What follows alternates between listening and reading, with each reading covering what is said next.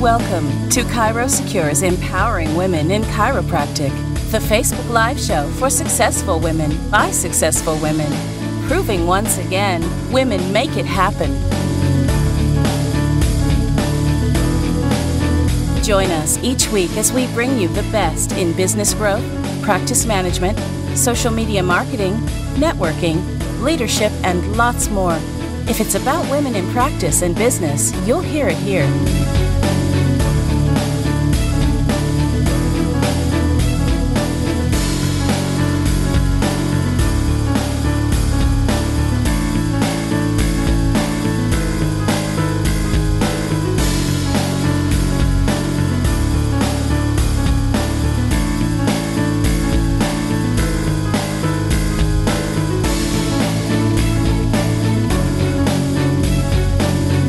Now join today's host, Dr. Nicole Lindsey, as she talks overhead, debt, and creating other sources of income. And now, here's Dr. Nicole.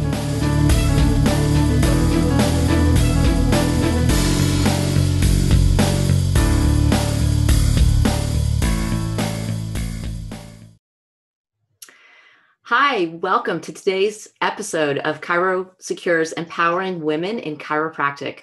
I'm your host, Dr. Nicole Lindsey, owner of Dominate ChiroMarketing, where I teach chiropractors how to build relationships with MDs to tap into that market. Before we jump in with our guest and some amazing information, I just want to say thank you to ChiroSecure. And I want you all to give them a little love and appreciation and support for everything that they do for us chiropractors to keep our profession moving in the right direction. So give us some likes, some love, and let them know you appreciate them too. So today, I'm very excited. I have a guest today, Dr. Arminta Phelps. She's a motivational speaker. She's an amazing chiropractor. She happens to be one of my friends as well. And our topic is using your tribe to market. So welcome, Dr. Arminta, for being here. Thank you so much for having me. I'm really excited about this. Awesome. Well, you have so much to give, and you always do. So let's jump in. Let's talk about this word tribe. First of all, there's such a buzz these days regarding this word. So what is a tribe? So a tribe is a group of individuals that you do life with. Like you are coherent together, you coexist together, you have common and likable interests and goals. And one of the bigger things that, obviously you're going to have different tribes for different things, like your girlfriends have a tribe, but within the office and within what we do there, we have a tribe of amazing wellness professionals that help us spread the message and help more people. Yeah. So why is it so important for chiropractors? You know, we have chiros listening to this, new, fresh out of school, some students, some, people that have been in practice for a while, and some CAs even jump on these webinars and these live Facebook Lives. So why is developing a tribe important for the chiropractor? Well, I think that in our chiropractic profession, there's a lot of misnomers. We can't do it all. Let's just freaking face it. And let's understand that, we have to be able to have people that we can refer to, because I don't know about you, but I would much rather be an expert and an artist at my trade instead of a jack of all trades. And when it comes to the wellness world, you need to be able to have a spot to send all your individuals that need things beyond chiropractic care if you don't provide that in your office. And we don't provide that in our office for a lot of things. So we have created an amazing close-knit community of health and wellness experts on the natural scale and looking at more of the cause of the problem instead of the symptom of the effect. And we have a really cohesive, amazing thing that's happening in our community as of late, and it's really growing, and it's really a lot of fun to be in the middle of it.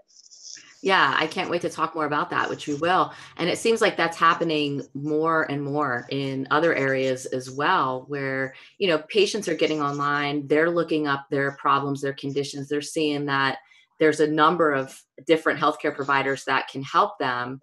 So the days of us being the end all be all, although chiropractic can help so many things, and we know that, we also have to be realistic as well and be open to the idea of using a multidisciplinary approach to a problem, Right. It's multifactorial that it happened.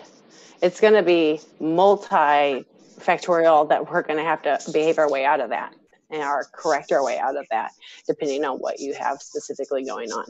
I like that. That's a very, very important point there. So you completed my MD marketing program way back when. I taught several strategies to build relationships with MDs. What strategies did you find most useful? What have you used that really helped you connect with MDs? Well, we do a lot of more meet and greets than we do in terms of talks in their offices. I want them to know me. I want I want you to feel my intention and my vibration and what I have to offer your patients. And I think I penetrate a lot easier in a one-on-one setting on that. One of the really unique things that we've done with the MD marketing, the information that we learned is we got into a really good relationship with a couple of physical therapy groups in our region, in our area, because let's face it, chiropractors aren't physical therapists. Their physical therapists aren't chiropractors.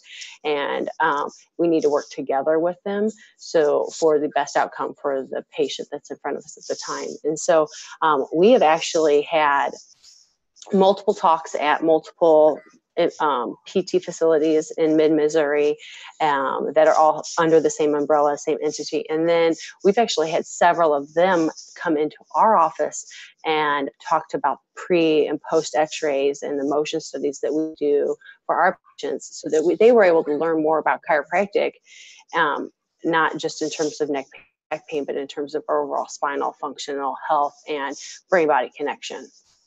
Excellent. So you actually utilized the lunch and learn for the PTs to get into their offices.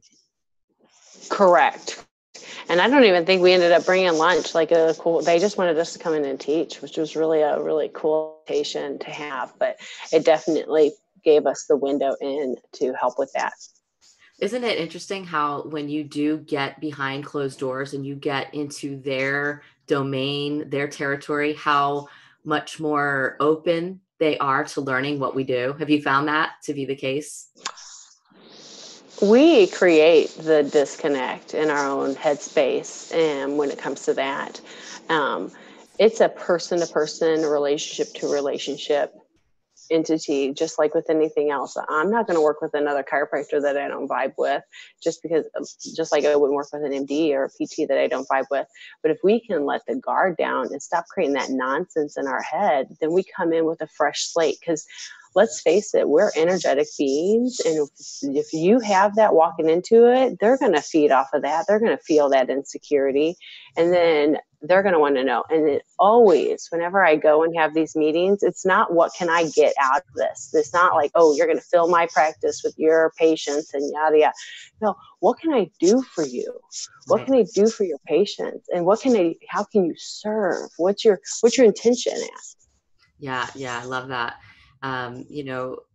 You've used this strategy, you've built relationships with MDs, you've built relationships with PTs. What other kind of healthcare providers have you used these same strategies to build relationships with? Oh my goodness, the list can go on and on. And something that we also do to follow up with these strategies is I podcast interview a lot of these individuals so that they can share their stories. So we have some integrative med docs that we've done interviews with, local farmers, nutritionists, restaurant owners, of people that are congruent with the way that we teach people how to fuel their bodies, midwives, doulas, any and every aspect of wellness. If you're supporting the body's innate response, if you're supporting the body's innate intelligence, I want to talk to you. And I want to find out how you do that special and unique so that I can share that with the people that we serve. And because if we can get more people going towards what supports innate instead of what pulls innate down, then we are much better off. It's such a win-win, because now you're taking it to a whole nother level. You're building that relationship with the MD, the PT, the nutritionist. You're not now only getting their referrals and they're getting yours, but now you're able to really cross market so you've created a podcast now where you bring these healthcare providers on your podcast and you interview them and put that out to your patient base, to your potential patient base. It goes to their patient base, their potential patient base. So that's great. That's brilliant. I really like that. And I think that it never really started out like that, intention wise. But then when we started to do these interviews, I'm like, this is the perfect way to get the people that are in our office to understand that there is an underground community that's in our community that will show you a different way, that's going to look at the cause and not the symptom, and that will support your innate intelligence and how our body heals. Yeah. And I think that, like we said earlier, people are getting online, they're looking for this information. And if they see that you have a tribe, you have healthcare providers that are backing you, supporting you, obviously, because they're on your podcast, you're more likely to get that person to come into your office if you haven't met them yet. Right. And well, content is going to be a great way for social proof. That's great social proof for individuals. They can get a feel for you and how you think and how you speak and what your thoughts are approaching things before they even step into your office. And that's another thing that is really important in terms of how we do things is we're branded across the whole board, from our social media to our website to our podcast. It's all branded to the same intent. So they feel when they're on my Facebook page as they feel as if they are in my office. And so I want to get that same visceral response on any platform that they find me. That is the truth. I feel that when I look at your stuff, I feel that. So you have definitely branded yourself, and you've done a really good job with that. Another thing I want to talk about is the women wine and wellness events that you host. You get 50 plus people to these things, and you're bringing these healthcare providers to them as well. Let's talk about that. Okay, so I got to give credit where credit's due. Carolyn Griffin is the person that started the Women Wine and Wellness, and she, I took her program and then I just 10x'd it and decided that, hey, we're going to do this, and we're not going to do this small. We have a waiting list every single time we have one of these, and so how we have set it up is a lot of times they do the women open house, Women Wine and Wellness. Ours is a seated seminar fashion. It does have some vendors that are in there. We can max out at about 60 individuals in our office. There's 60, and then usually a good 15 to 20 on a waiting list. That's happened twice a year for the last 4 years consistently. And we bring in 2 other speakers other than myself of people that we align with, whether that's a local restaurant owner or chef that talks about eating clean, or a farmer, or somebody that does movement. So we base a lot of our stuff off of eating better, moving better, thinking better, supporting that innate intelligence. And then we bring them and let them talk about their expertise. And we do this all while raising money for a cause in our community. So our community has awesome nonprofits and amazing ways to give back to the people within our community. And so every time we'll pick a different nonprofit. So we actually had a Women Wine and Wellness it was a week ago from today. So it was last week Thursday. And we raised money for Welcome Home, which is a veterans community in our area, and it's for homeless vets. And we had a silent auction. We have raffle prizes. We have abilities for our body, ways for people to just write a check if they would like. So that way we can continue to encourage people to, hey, there's the avenue. This is not about us. This is about them. And what can we give back?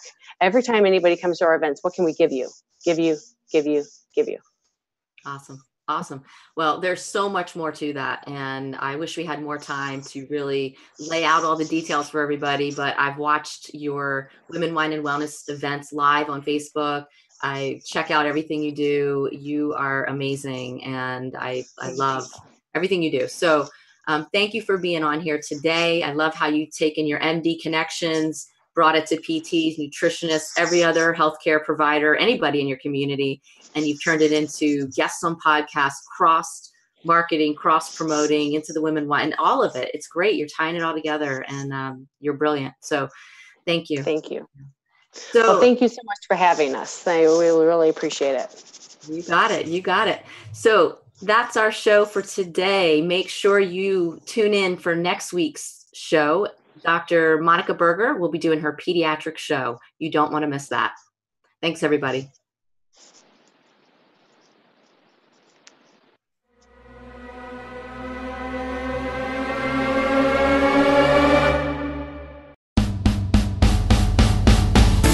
Join us each week as we bring you the best in business growth, practice management, social media marketing, networking, leadership, and lots more.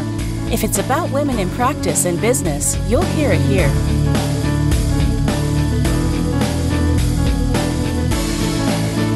We hope you enjoyed this week's Facebook Live event. Please like us on Facebook, comment, and share.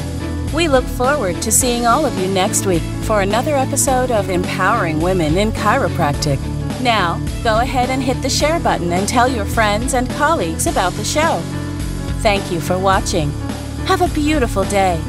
This has been a ChiroSecure production.